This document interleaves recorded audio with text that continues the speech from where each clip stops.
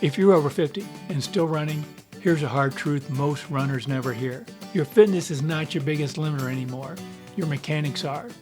You can still build aerobic fitness. You can still get stronger. But if your running form quality degrades, every mile costs more on your joints, your tendons, and your recovery. Because fitness fades slowly, bad mechanics compound fast. This is the first video in my series on running form after 50. Think of this episode as the foundation, the one I'll keep referencing as we go deeper. Because before we talk about cadence, stride length, arm swing, or efficiency tweaks, you need to understand why mechanics matter more now than they did 20 or 30 years ago. When we're younger, running is forgiving. You can overstride, you can collapse at the hips, you can shuffle when tired, and your body absorbs the cost. After 50, that margin disappears. Not because you're fragile, but because aging changes how stress is distributed, not whether you can run. Research shows age-related changes in joint range of motion, tendon stiffness, and muscle coordination timing. These changes alter how forces are managed during running, even in trained adults. So let's start off with key principle number 1, fitness fades slower than mechanics. Here's a big idea I want you to remember. Cardiovascular fitness declines gradually. Mechanical efficiency can fall off a cliff silently. VO2 max and aerobic capacity decline slowly with consistent training.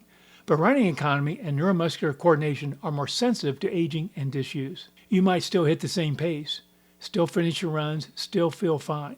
But underneath, ground contact time increases, braking forces rise, and elastic energy return drops. You don't lose speed first, you lose efficiency first. As we age, muscle tendon stiffness increases naturally, particularly in the ankle plantar flexors and hip extensors. This is well documented in biomedical research. And when stiffness increases and mobility decreases, the body compensates.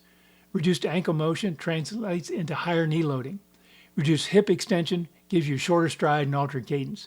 And reduced trunk rotation results in greater arm and shoulder tension. These compensations allow you to keep running, but at a higher mechanical cost per stride. And this is where common advice breaks down for older runners. You might hear, just slow down, just run easy, or don't worry about form. Easy running improves aerobic fitness, but it does not correct inefficient movement patterns. In fact, studies show that fatigue and reduced speed often exaggerate faulty mechanics, including overstriding, increased vertical oscillation, and reduced elastic recoil. Running economy depends heavily on neuromuscular coordination and force application, not just heart and lungs. Repeating poor mechanics at an easy pace simply reinforces them.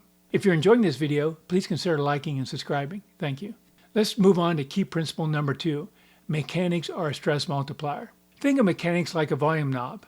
Good mechanics distributes force across joints, improve elastic energy storage in return, and lower peak tissue stress. Poor mechanics, though, concentrate force, increase braking forces, and overload specific tissues. Biomechanical studies show that inefficient mechanics increase knee joint loading, Achilles tendon strain, and hip joint stress, even at moderate and easy running speeds. Same pace, same distance, very different recovery outcomes. And after 50, recovery capacity narrows slightly, not dramatically, not catastrophically, but tolerance for wasted motion decreases. Age-related changes in connective tissue and muscle coordination mean more inflammation per unit stress, longer recovery from the same workload.